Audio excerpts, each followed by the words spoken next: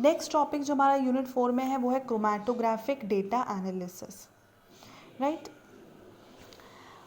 Chromatographic data analysis again जैसे मैंने आपको एक्सप्लेन किया है कि बायो इन्फॉर्मेटिक्स जो है वो कॉम्बिनेशन होता है bio technology plus information technology का, वैसे ही सिमिलरली क्रोमैटोग्राफिक डेटा एनालिसिस जो है वो कॉम्बिनेशन होता है जो आपकी क्रोमैटोग्राफी टेक्निक है प्लस कंप्यूटर सॉफ्टवेयर्स को यूज़ करके हम जो डेटा एनालिसिस करते हैं उसका, राइट। जब आप इन दोनों टेक्नोलॉजीज़ को कंबाइन करते हैं तो हम उस सिस्टम को बोलते हैं CDS, that is chromatographic data analysis.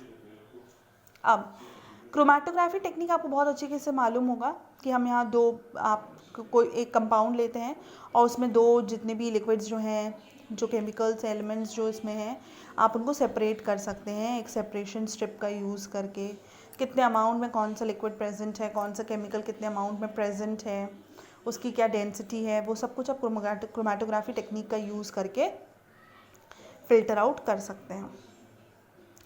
इसी पर्टिकुलर लैबोरेटरी प्रोसीजर को अगर आप एसोसिएट कर देते हैं with different automated tools with the computer software, जहाँ पे इसका जो भी आउटपुट आ रहा है आप उसे सॉफ्टवेयर में इनपुट करते हैं, फिर वहाँ पर एल्गोरिथम्स का यूज़ करते हैं कि एल्गोरिथम्स का यूज़ करके उसमें कैसे चेंजेस करना है, कैसे डेटा एनालिसिस को शो करना है, क्या स्टैटिस्टिक्स शो करना है, ग्राफ बनाना है, चार्ट बनाना है, इस तरीके का जो डिफरेंट सॉफ्टवेयर टूल्स हैं, जब आप उनको इस लैबोरेटरी इक्विपमेंट के साथ एसोसिएट करते हैं then it becomes CDS, chromatographic data systems, CDS, right. तो हम शॉर्ट में यही कह सकते हैं कि जो CDS है वो है combination of chromatographic data analysis with the computer software.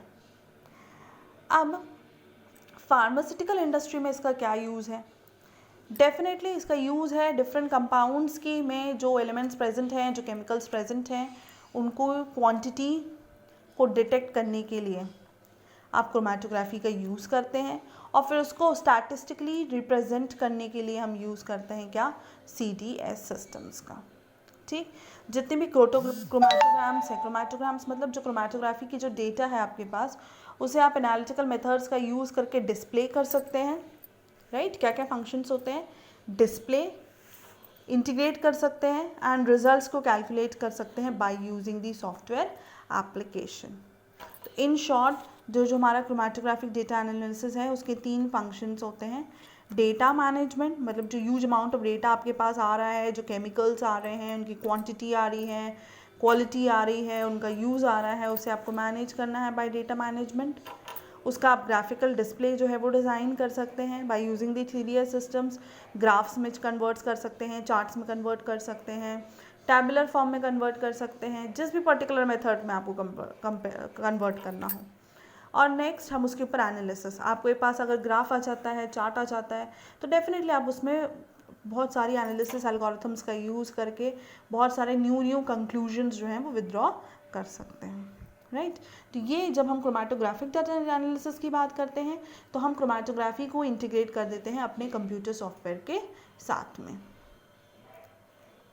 इस रिलेटेड सारे नोट्स मैंने कल ही ग्रुप में पोस्ट किए हुए हैं, आप लोग एक बार रिवाइज कर सकते हैं। And if there is any question you just feel free to ask in the comment section.